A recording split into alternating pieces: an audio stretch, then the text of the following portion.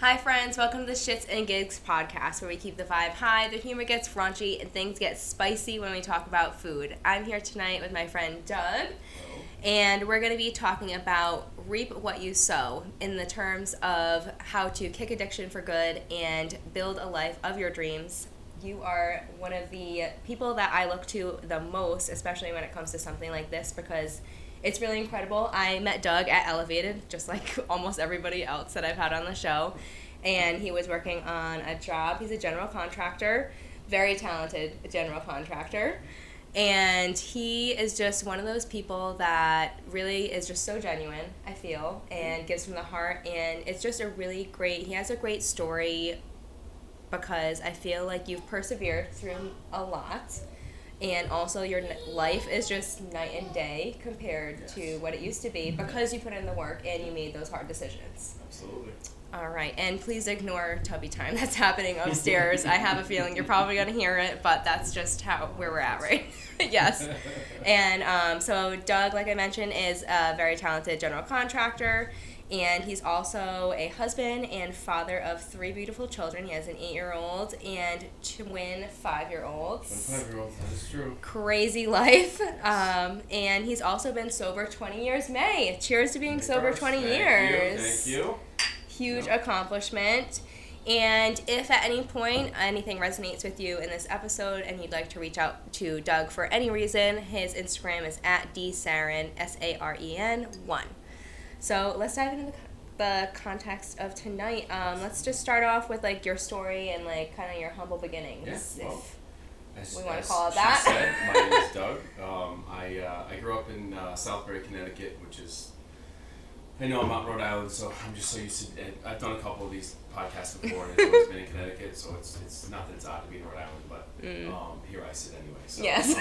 So I grew up in Southbury, Connecticut, which is, I always tell people between Waterbury and Danbury off 84. And if you're from Connecticut, you know what that means. Mm-hmm. But I have 2 amazing parents. I have an older brother, older sister. Very normal childhood, loving. So much love in the house. My dad was a trades machinist out of high school. I feel like he got that job when he was 18. Worked there for 44 years. Very middle class. Kind of status quo. Absolutely. Yeah. Like if we were poor, I didn't know it. We went on vacations. We always had food. Did all the fun stuff that you did as a child. I don't look back on my childhood and ever think that like that it sucked that I had that I didn't have what I ever wanted. Like I said, it was so much love in the house. Yeah. My mom and my dad and my brother and my sister. My brother and I have always been extremely close. He's 2.5 years older than me. So everything he got into, I clearly got into at a much younger age, which I'll get there eventually. But yeah. So it's 3 of you total? 3, yes. Gotcha. So my brother, my sister's. I'll be 40 this year. I'll be 40. Hell yeah, 40, looking fantastic. Yeah. My brother's. Oh God, he's 43. My sister is 45. Okay. So I'm the youngest of 3. I love sports as a kid. I was a very good baseball player. And I say it as like the isms because that's one of the terms that we use when alcoholism and drug addiction. But like I had isms from a very young age. Okay. I couldn't do anything in moderation. Everything I did was to excess. Huh. Whether it was anything that got the endorphins, the adrenaline going, and even still today, it's very hard for me to do anything in moderation. Yeah. My wife will attest. If there's something I like, I will research it. I will find it. I'll go to any means to get. I surf. I have 10 surfboards. Yeah. There's really no reason to have 10 surfboards, but I have 10. Jeez, yeah. I golf and I do. I got very heavy in racquetball at one point, and I was playing every day. Everything I do is to excess. So yeah. Do you find that is a common denominator sometimes with people like that fall into like the isms? Or? Yes. Yeah. It's because I'm always trying to escape my thoughts because my thoughts are not usually great. Okay. And I think in the last like I said, I've been sober for 20 years now on May 1st, which is I never thought was ever possible. That's crazy. That's like a whole lifetime for some people. It's been over half my life. Or like at least their like adult life. Yeah. So needless to say, at a young age, I think I started smoking cigarettes when I was probably in I hate to say it, but probably like 6th grade. I was very young for all of it. I think the first time I drank, I was probably in 7th or 8th grade. Mm-hmm. Smoked pot the first time around then. Yeah. But in the beginning, it was, it was always so, I was very naive to all of it. It was harmless. It didn't, I wasn't, I didn't get addicted right away. I wasn't, there was no bad consequences early on. So it was like, we do it on a Friday night. Like right. I'm sure most kids do. Yeah. And when my, little woods ragers. Absolutely. Find whatever your parents have in their liquor cabinet. Mix it together, go in the woods and just drink it and then throw up and pass out. Yep. And, parents were none the wiser. Bounce back, So my progression was very fast because I got sober when I was 19. So. Oh wow. Okay. For me to live the life that I had and to get sober at such a young age meant that it got bad really, really fast. Yeah.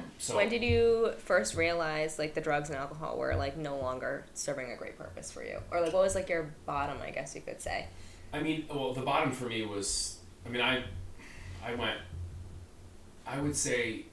Let me get to that point. Hold on. Oh yeah. A little bit that you do you, son. Leads up to that. So, but like I said in the beginning, we were like everything I did was always in phases where we would drink, we'd smoke weed. Then we kind of get into like the prescription pills, your Percocet, your Vicodin, your Xanax, and then I did a psychedelic phase for a little bit with mushrooms, ecstasy.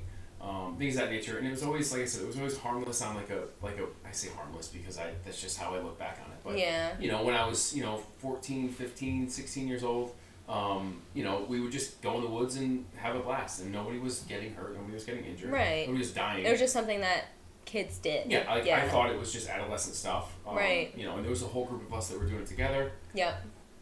And then I feel like once it really took a turn for us I was probably maybe 15 or 16, and Oxycontin had kind of come on to the scene pretty strong, and that was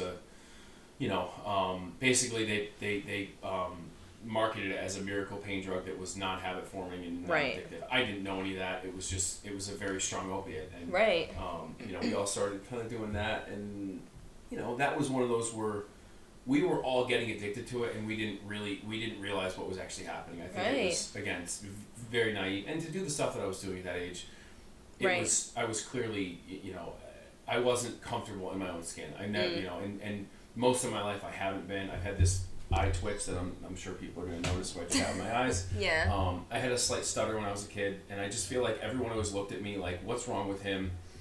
And I was always super insecure about it. I never really got tormented for it, shockingly enough, because kids are pretty awful nowadays. But they're bad. So it was one of those things where I always felt like I never fully fit in. And when I did drugs and I drank, it was one of those things where it completely erased all the negative feelings out of my brain. Right, and it probably gave you that sense of community too, because you're with this group doing all these things, you're having fun because everything's like elevated. Yeah.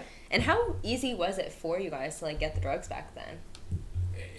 You always had to know someone, and one of our neighbors' friends could get it, and no one even really knew where he was getting it from, but it was whenever we wanted it, it was there. Yeah. Which is just so scary to think about, like how everywhere. Easily accessible it is, especially with having kids ourselves now. Mm-hmm. You're like, what the heck? There's like emojis on Snapchat and they're ordering drugs. Yeah. What? I think you can get them all. You can just order them online now. And they literally come to your mailbox. Wow. It's crazy. Yeah. But I feel like so with the OxyContin, that's one of those things where the more you do it, like we had all gotten fully addicted to it and really didn't realize that it was as bad as it was. Yeah. The first time that I tried heroin, and I say that it's funny because that's just how I look back process on what I did to my body, but I can tell you everywhere I was for every bad drug I've ever done in my life. Really? Exactly what I was wearing, where I was. I remember I was in the back passenger seat of my brother's Chrysler LeBaron. It was a tragic looking car, and I was told that a friend of mine was like, it's OxyContin, it's already crushed up. You can do a very small amount of it, and it was heroin. Yeah. And it was one of those drugs that once I did that for the first time, it was like, okay, this is what I was meant to do. Like this is the drug that I want to do. It was the most amazing euphoric feeling I've ever felt in my life, and I'm not trying to encourage. No, I'm not. That's not, and I'm not trying to like make it sound awesome. I mean, clearly is not. No. There's a lot of But proof that yes, is not that awesome. Euphoric feeling for me at that age was something that I was very much Right, you never wanting. experienced it before. It was something exciting and new. Yep, and then it was. I mean, everything. It's like I literally just stomped on the gas pedal, and from then it was, I went from doing it once a week to at my peak I was injecting 30 to 40 times a day. Wow, shit, dog. Yeah, it was really bad. Cheers to you fucking being alive. Yeah, what? Cheers. And I have a good friend of mine, Bobby Welsh. I'm gonna shout him out right now. He says you're not allowed to cheers with water. Oh. So he was like Sorry. a merchant. He did stuff on boats, and I just went to cheers with water one time. Yeah, I have heard that also. You can't cheers but with water. So I mean, I won't drink. I'll cheers, but I won't take a sip. So. Oh well, I did. Oops. But yes. So anyway. So yeah, it was, it got so bad so fast, and at the end it was, my brother and I sitting in his room doing insane amounts of drugs.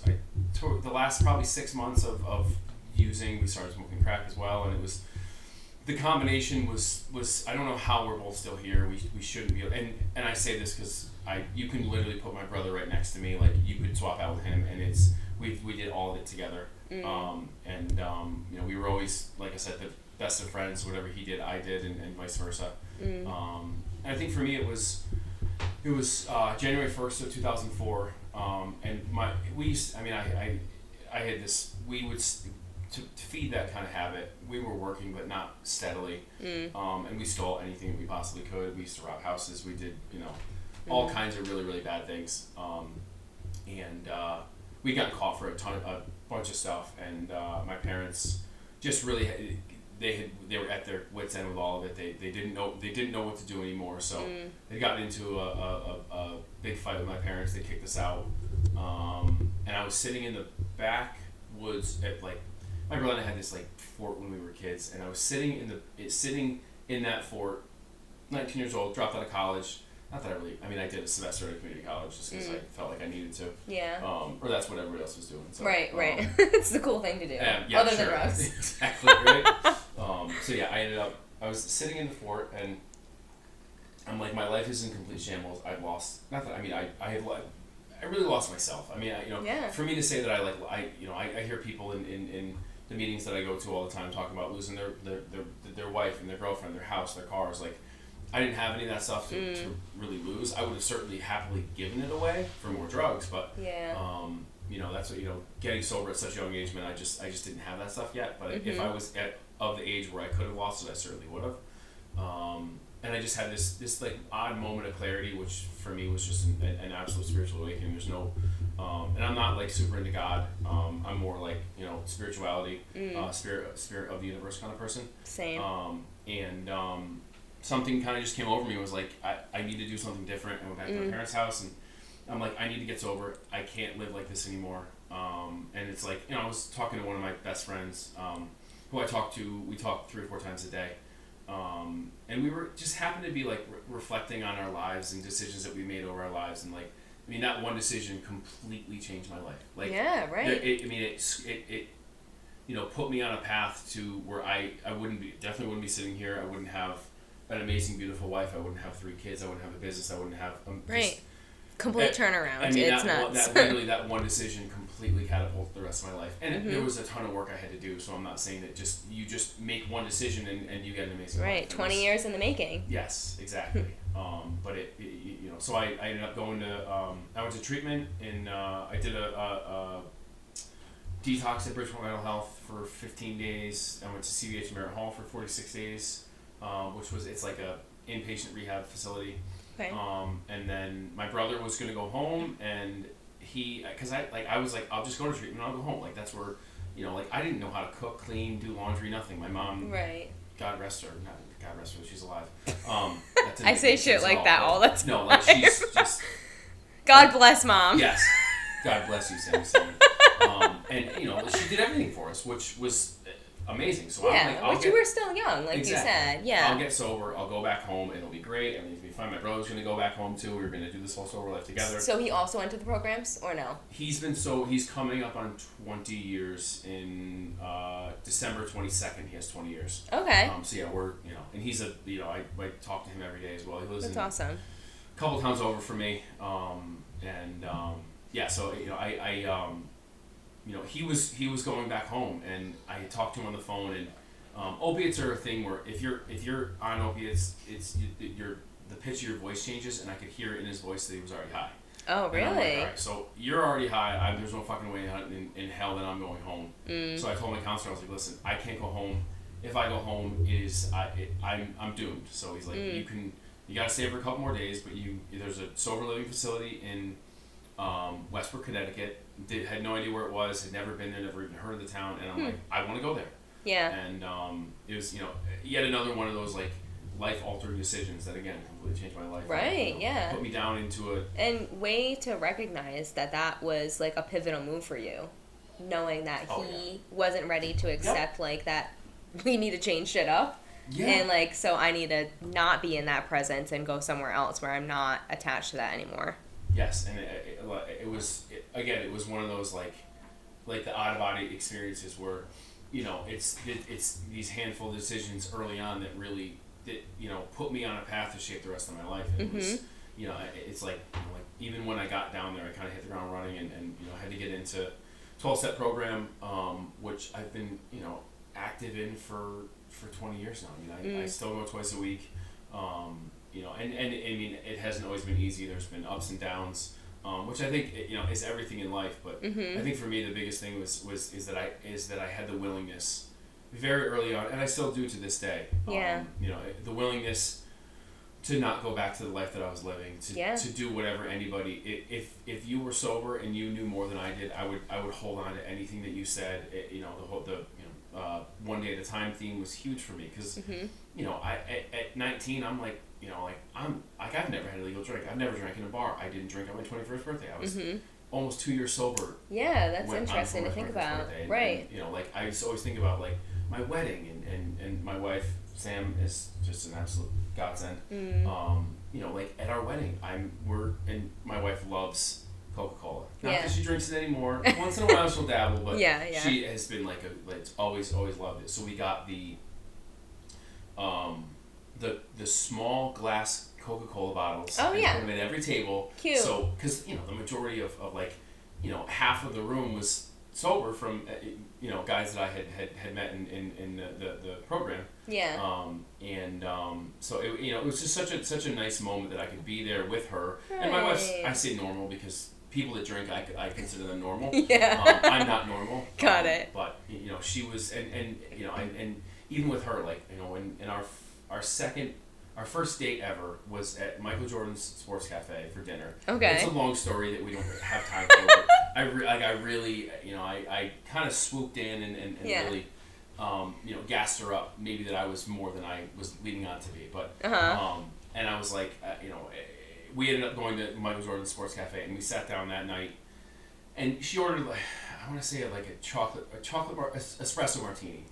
It was something odd. I don't blame her. And exactly, and it was one of those where I don't know if I had mentioned to her yet that I didn't drink, but and to sit across from her, just so beautiful, and I'm like, I don't drink, I don't ever plan on drinking. At that point, we've been together for 16 years now, married for coming up on 12. Wow. Yeah, October 12th, 2012. So we're coming up on 12 years married. Nice. But to be sitting across from her and not get that instant judgment of all right, you don't drink. That's weird. Why don't you drink? And that's a deal breaker or whatever. Exactly. Yeah. And it was, and she's been my biggest supporter. She's one of those people that no matter what I am ever, mostly whatever I'm doing in my life, she's right in my corner unless I'm doing something stupid. Then same. But she's been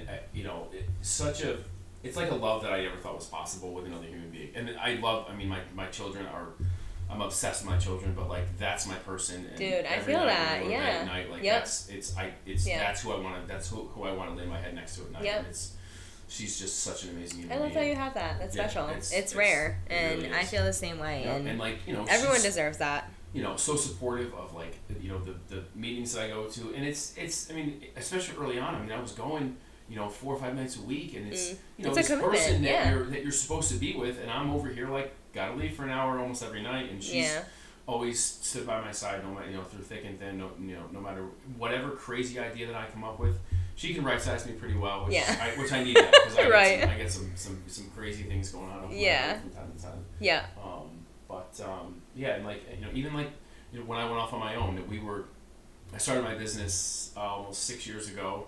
So my oldest Lottie, she was like a year and a half old. Okay. And Sam was a stay-at-home mom, and I was working as a carpenter for a decent company, and just really wasn't happy anymore. And mentioned to her about taking the leap of faith to start my business, and she was like, could not have been more supportive. And it's like with everything that I ever have going on, it's always she's always right there in my corner, and it's just That's awesome. Such a blessing to have because I have some friends that some people don't get in good relationships, and her and I tell my wife everything. There's nothing. Yeah, same. Like we're always discussing this and that. And, it's sad to see that people don't have, and not that I feel bad, but to have that for her, there's never been a doubt in my mind that that's my soulmate. So. Right. Yeah, I love that for you. Yeah, and awesome. I feel like that's also now. How soon after you got sober did you meet her? How old were you? Do you remember? I was 23. She was. Oh, so within the first 5 years of being sober. Yeah. She was. Yeah, because it was April or May of 2008. Okay. And it's 24. Yeah. So just about 16 years. Nice. And I would assume that it's really important for a support system in place for people who are going through it.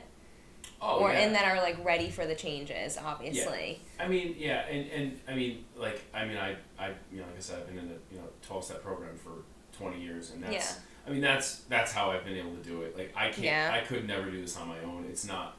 I don't recommend anybody ever try and do it on your own. If you're truly, an alcoholic, drug addict through and through, like me, the only thing that would help me is something needed to intervene in my life, and for me, it was that day on January 1st when I had that very much needed spiritual awakening, because left to my own device, my best thinking got me in the woods. The best thing that I could come up with had a 16, 17, 18, 19-year-old full-blown heroin addict injecting insane amounts of drugs into my veins. That's the best I could come up with. So I needed so many other people, and I have like I said, my brother. I got a core group of guys. There's about 6 of us. Nice. That have all been sober for right around the same time, and we talk all the time. We do a ton of stuff together. Not as much the last year or two. We've all kind of between having kids and families, and I have this whole new group of friends now, which because it's my kids and the adults of the kids. Right. It's a whole new ball game. So there's a bunch of there's 5 families now, and we all get together a lot. But the flip side now is they all drink. So when we get together, there's 21 of us because there's 10 adults and there's 11 kids. Yeah. So most of my sobriety, it's always been my wife hanging out with all of my sober friends. Right. How's that been for you? It doesn't bother me at all. The drinking. It's probably second nature at this point, I would think. Yeah, and the drinking is really never. I mean, I drank when I was a kid, obviously, but I mean, I was drugs through and through. So, I always tell them, as long as no one's breaking out the heroin, I'm fine. Cause, you guys are gonna. Because now they're drinking these. It's called a long drink. Oh, is that the half? I couldn't even tell you. But all I know is if they drink them all, they love them, and we go on vacations with all these families and all that stuff, and it's and I mean they're not alcoholic at all, so it's not centered around drinking, but you get adults on vacation, they're obviously gonna drink. They're gonna get a little wild. Absolutely, but it's I've Doug's in the corner playing racquetball. Absolutely. Living his best life. I love it. And then but I mean it's been it's been. I mean, this life that I have today is just, it's unreal. You have an incredible life. I never would have thought that this was, if you would have told me at 19, the first, being in, because I actually went really, from being told this, I went to a psych ward for 24 hours. That's a longer story, but I'll get into that. But I was sitting, if you would have told me that I would be where I'm at right now at almost 40 years old, I would have told you there's no possible way that I could, do it and do it without drugs and alcohol. Because I never thought that it was ever be possible. That's nuts. Mm-hmm. So, after all these years, what are a few things, you've already mentioned the 12-step program, that you feel have really encouraged and supported your sobriety? I know you're into CrossFit now, which is kind of a newer venture, which I strongly... CrossFit Good Fortune in Niantic. Beautiful. In Connecticut, I'm assuming. Yeah, Connecticut. I just assume that everyone's from Connecticut, but they're not. Yeah. So. Yes, Connecticut. There's CrossFit places everywhere, though. Yeah. Great, challenging atmosphere. Oh, yeah. Scale everything down. Don't try and do what everyone else is doing. I remember you went real hot in the beginning, right? Okay. And you injured yourself. I paid for it dearly. And I still am, if I'm being totally honest. Yeah. So, but I always believe exercise is such a great outlet for any kind of like mental whatever you're going through. It's just there's natural endorphins that are released, and you can't feel worse, I think, after a workout. No, you'll feel sore, obviously, and like tired, but I'm there 5-6 days a week. I do the 6 a.m. class, and it's been. I mean, the atmosphere there it's not anything what I thought it was going to be. I thought CrossFit was a bunch of like, meathead guys, and it's all women. I feel like it's not mainly women, and these women, they just blow the doors off me. They're in such good shape. I remember you being in awe about that in the beginning. It was so funny. It's wild to me and like I would try to keep up in the beginning, and I'm like, no, I can't. This is. I need to take it down a notch. In my lane and just sit and go in the back of the room where no one can see. Yeah. And I'm, maybe doing a little bit of rep shaving early on because I was just trying to keep up. But Right. That's awesome. Mm-hmm. Before CrossFit, was there anything that you would do for yourself? I've always been very active. Like I said, I've been surfing. Surfing was big for you. Yeah. Surfing was huge very early on. I started doing that when I was maybe like a year or two sober, and it was a couple of guys that I had known from the rooms had gotten into it, and I was like, I'd love to be outdoors. I love the ocean. I love to swim, and that was one of those where. I mean, surfing for me I feel like it's one of the only things in this life that I can do where when I'm out there in the ocean, I think about nothing else. It's the most spiritual thing for me. I love that. And whether it's I'm trying to not drown or I don't know what it is, but when I'm out there with the ocean, it's just trying not to think about the shark that's swimming underneath me. It's Rhode Island, so we're not out in Cape Cod. Okay, so I guess that's where the sharks are. I don't know. I would still be nervous. That's what it's always. Yeah, right. So, but no, I mean surfing has been such a big part of my life, and I've done surfing trips down to Puerto Rico and surfed on my honeymoon in Barbados. So fun. And I mean, like I said, I played in a sober softball league I didn't quit. I gave it up about 3 years ago just because I wasn't in shape and I wasn't working out at all. My body just wasn't agreeing with it anymore. And, but I did that. We did that every Friday night we'd start the second Friday in April, and usually play till like end of August, beginning of September. And that's pretty every cool. Friday was the best. It was such a fun league. So fun. I ran the league for probably 7 or 8 years, and it's like because Friday nights are tough for people who are in recovery. That's a typical night to go out and wreak havoc, and it was. Whoever started that league, I'm forever grateful for because it was so much fun. That's such a great idea. Co-ed league. It was 7 guys and 3 girls, and it was so much fun. I mean, I such a blast on Friday nights. I could probably start doing it again. Yeah. But I feel like you got kids now. Yeah, no, same with You got the kids and all. I mean, I guess I'm at the age where I could bring the kids. True. But the twins would probably try and play in traffic. So. That's likely. Yeah, they are. Little Tasmanian devils. Yes, they are. Thing 1 and thing 2. They are rolling up at all times. I love it. Always ready to challenge anything. Yes. And so activity, obviously staying busy, it seems, camaraderie or community for supports, different programs that are out there. Any other programs and I don't want to say outlets that you're aware of, like within like New England that are super beneficial for people to plug into, like if they need help, or maybe how about we take you were actually really helpful with me, with Josh's brother. Yep. Unfortunately, never panned out because he didn't decide to make those choices for himself. Yep. But you were helpful with talking to my father-in-law and kind of like easing his mind a bit. Maybe we can chat about how like family members going through it with like someone in their life that's addicted, kind of those boundaries that you have to set and expectations. Yeah, I mean, right?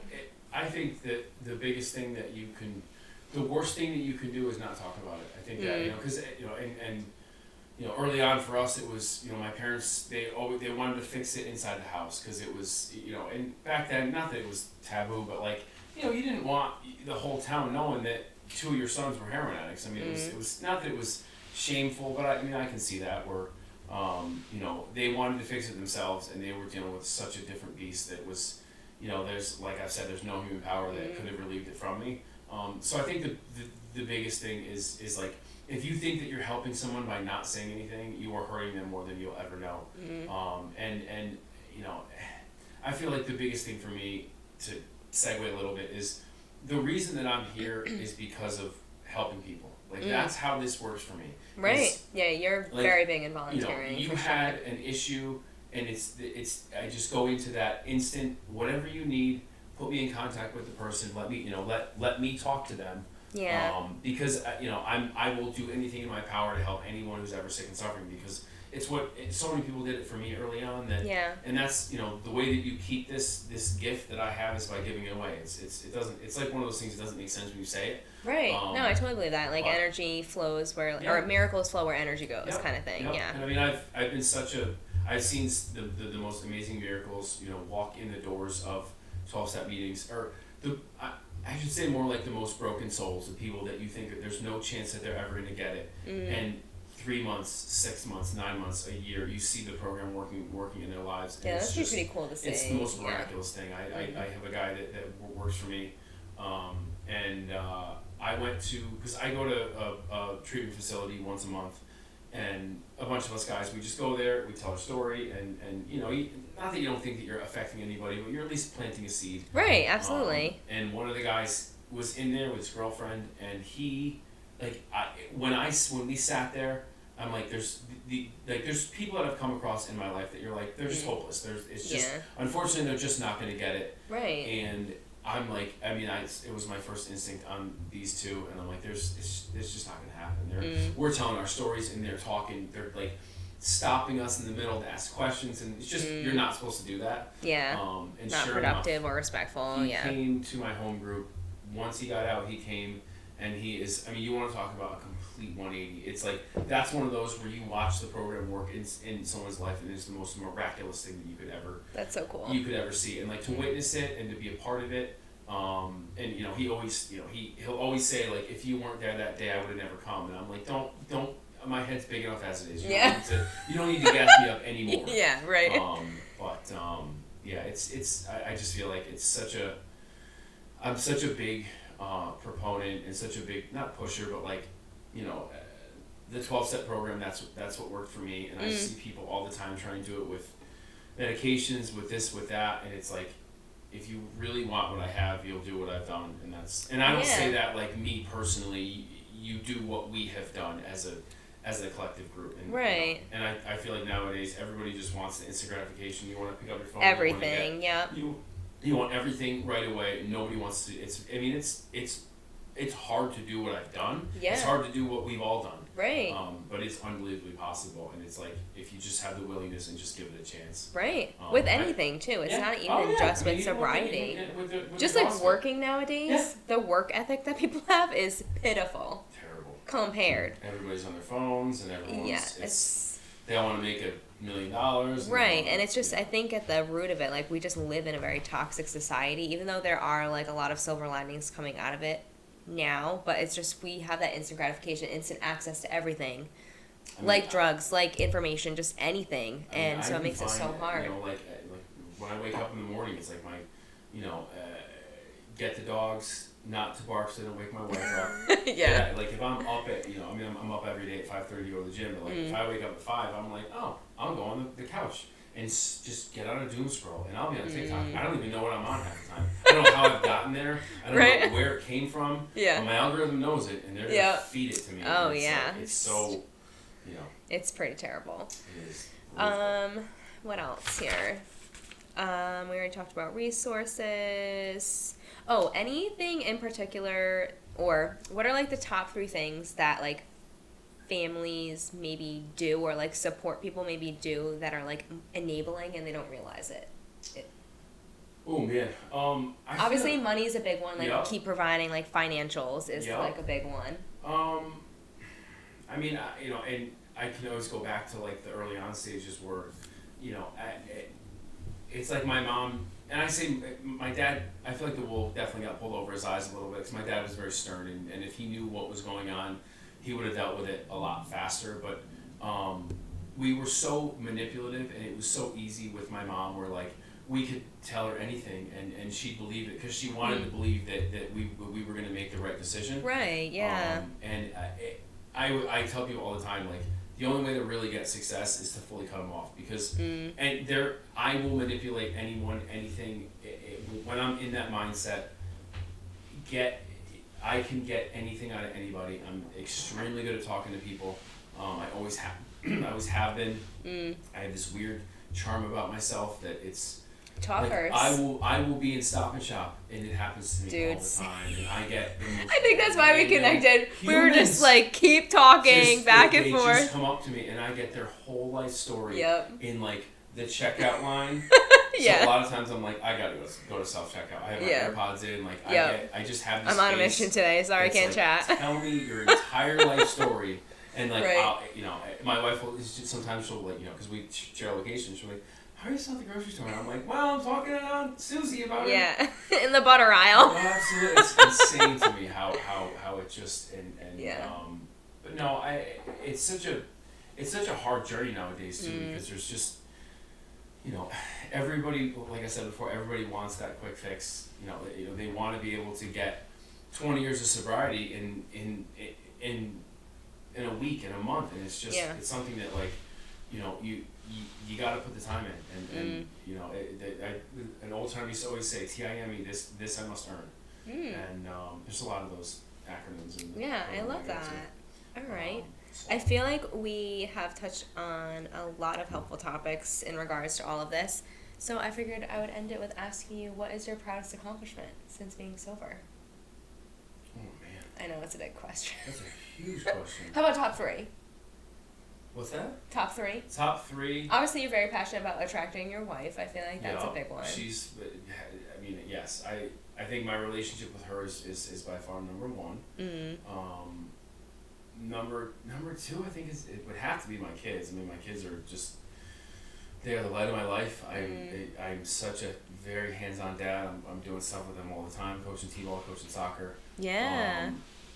What is the third one? I mean, your business is also very successful. Yeah, he wouldn't let me tag the business because he's so busy. No, I don't need any more work. I mean, I always need more work. Yeah. But it's going to be people out in Rhode Island, and I'm not coming to Rhode Island anymore. Sorry, friends. No. He did offer to caulk my tub once. I did. Yep, that's true. When I was so pregnant. Yeah, I did that. Yeah. I think the biggest for me, which, I mean, nothing will ever go over number 1, but I think the biggest thing for me is that I've always tried to remain teachable. Yeah, and that's, I love that. That's such a big thing with, like, I don't ever think that I have this whole sobriety thing figured out. I've done it for a significant amount of years, but I always, because as there's a saying that the person that I was yesterday will drink. So I always have to keep evolving, keep changing, because I never want to be stagnant. I never want to, rest on my past laurels, because that will get me in such a bad position that I just do not need to be. And I have so much. I mean, I've told my wife, if you ever see me with a drink in my hand, get the kids as far away from me as you possibly can. Change all the bank account, passwords, change it all, because it's not going to end well. And I think she knows. That's why she's been so supportive of it, because I've had a lot of people that have passed away from this disease from a lot of unfortunate circumstances because of alcohol and drugs, and I think that she really knows that. Right, and transparency I think is everything, especially when it comes to like your root person that you're leaning on. Oh, yeah. Transparency is by far the biggest thing, no matter what you're going through. Yeah. But that's sweet. A good question. That really had me thinking. I like that one. You're welcome. You can think about it all the way home, because will. you have to go all the way back to Connecticut. I do. Yeah. Well, I appreciate you taking the time tonight. Thank you so much for I having hope me. that some of this was helpful for you guys, whether you're struggling with addiction or anything yourself, or you maybe know of someone else that is. Feel free to, again, touch base with Doug. He's always open to chatting at dsarin1 on Instagram, or if you reach out to me personally, I'm sure I could always share your number, as always. Of course. Absolutely. But thank you so much. Thank you. And thanks for tuning in. Toodles.